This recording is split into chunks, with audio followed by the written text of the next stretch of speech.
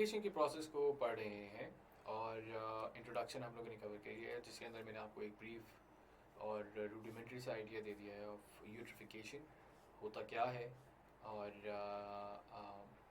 Exactly उसके harms क्या हैं। ठीक है, तो अब हम कॉजेज़ की तरफ आते हैं कि आपके कॉजेज़ क्या हैं, what are the sources of eutrophication. ऐसी कौन सी सोर्सेज जो कि यूट्रिफिकेशन के प्रोसेस को इन्हांस करी है, कैटलाइज करी है। तो सबसे पहली और सबसे फोरमोस्ट जो एक सोर्स आ जाती है that is the use of fertilisers.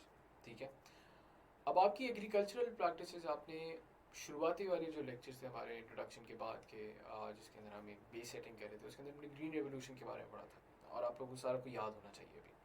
तो ग्रीन रेवोल्यूशन के अंदर आपके फर्टिलाइजर्स जो आपके मैन मेड फर्टिलाइजर्स हैं उनका जो है इनकाद किया जाता है। ठीक है, और उसकी एक्सटेंसिव यूजेज हमें नज़र आती है, जिसके हमें बाद में हार्म्स नज़र आना शुरू होते हैं। टॉक्सिसिटी लेवल्स इंक्रीज होने के साथ साथ आपके, जैसे अभी हम लोगों ने पिछले वाले वीडियो में पढ़ा कि 1960 और 1970 की दहाई के अंदर आपके साइंटिस्ट ने फर्टिलाइज़र यूज़ को लिंक करना शुरू कर दिया था एल्गल ब्लूम्स के साथ। तो फर्टिलाइजर्स इस लिहाज से आपका सबसे बड़ा मसला बनकर सामने आते हैं when it comes to eutrophication. ठीक है, तो होता क्या है, agricultural practice and the use of fertilisers on lawns, golf courses and other fields, not only agricultural practices बल्कि जहाँ जहाँ भी फर्टिलाइजर आपका एक्सेसिवली इस्तेमाल हो रहा है, वो फॉस्फेट और नाइट्रेट न्यूट्रिएंट एक्यूमुलेशन का बायस बनता है। When these nutrients are washed by surface runoff into lakes, surface runoff का क्या मतलब है? आप कह लें अगर एग्रीकल्चरल लैंड है तो वो इरीगेशन हुई है, इरीगेशन की वजह उसको इरीगेशन को ड्रेन आउट किया है, पानी निकला है।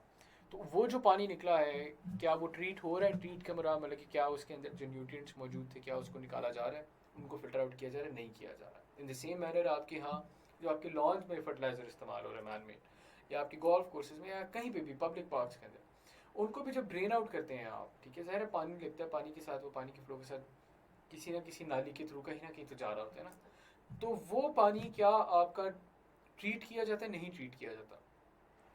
तो ये आप, हम इसे कहते हैं रन ऑफ। ठीक है, तो वो आपके रन ऑफ करता है। अब वो आपकी फ्लड्स के फॉर्म में भी सरफेस रन ऑफ हो सकता है, बारिश आई है एकदम से फ्लडिंग हुई है, फ्लडिंग के साथ साथ आपके जितने न्यूट्रिएंट्स मौजूद थे वो सारे किसी न किसी वाटर बॉडी के अंदर जाके एक्यूमुलेट होना शुरू हो गए।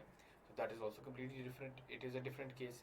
ठीक है, तो होता क्या है जब ये न्यूट्रिएंट्स आपके आ जाते हैं तो आपके यहाँ प्लांटन्स और एल्जाई, ये दो पर्टिकुलर स्पीशीज़ हैं जो कि डेवलप होना शुरू हो जाती हैं। ठीक है, और एल्जाई जो है वो खसूसन इसलिए मसले की बात है क्योंकि वो आपकी पानी की सतह के ऊपर उगना शुरू हो जाती है और वो पानी की सनलाइट को, कार्बन डाइऑक्साइड को and of course then oxygen की सप्लाई को भी हिंडर कर रही होती है। ठीक है, तो ये तो हो गया इसका मसला फर्टिलाइजर का। इन द सेम मैनर आपकी जो एनिमल फीडिंग ऑपरेशंस है,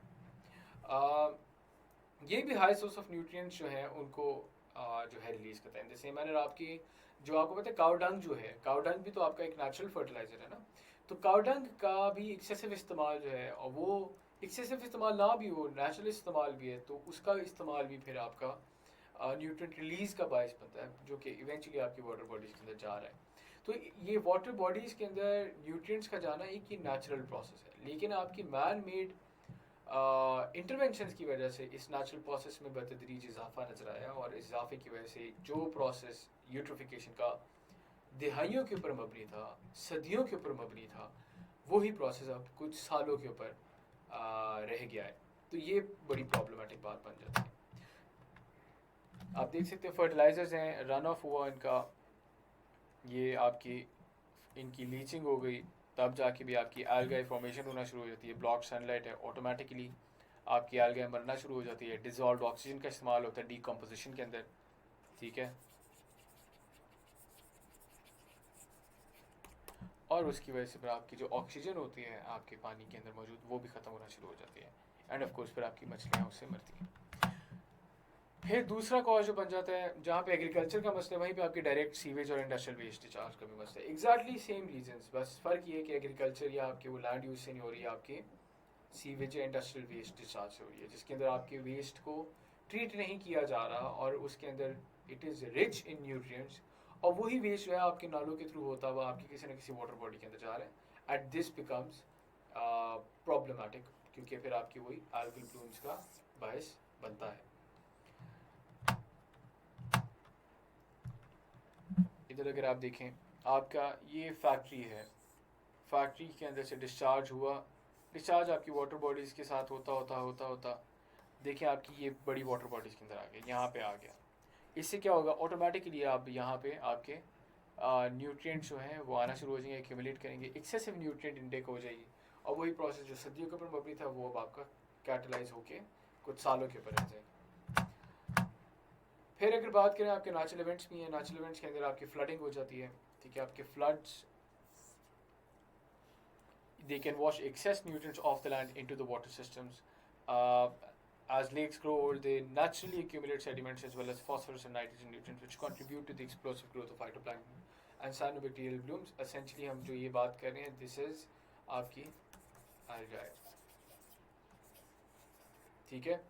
तो नेचुरल इवेंट्स के अंदर आपकी फ्लडिंग आ जाती है, आपकी एक्सेसिव रेनफॉल हो सकती है, जैसे फॉर इंस्टेंस अगर हम मिसाल ले लें, अभी कराची में एकदम से इतनी ज़्यादा बारिशें हुई जिसकी वजह से आपके शहर का शहर पूरा जो है वो डूब गया, ठीक है, आपकी फील्ड्स डूब गई, सारा कुछ।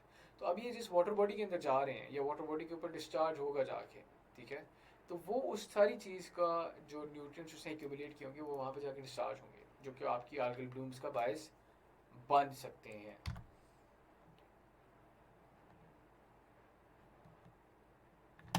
तो मेरा ख्याल यहाँ पे मैं इस वीडियो को ख़त्म करता हूँ। ये कॉजेज़ की जो वीडियो है, कॉजेज़ का उम्मीद है आपको समझ आ गई होगी। बड़ी बेसिक सी बात है, बहुत आसान फहम बात है, आम फहम बात है। आपको उम्मीद है इसमें कोई समझने में दुश्वारी नहीं होगी।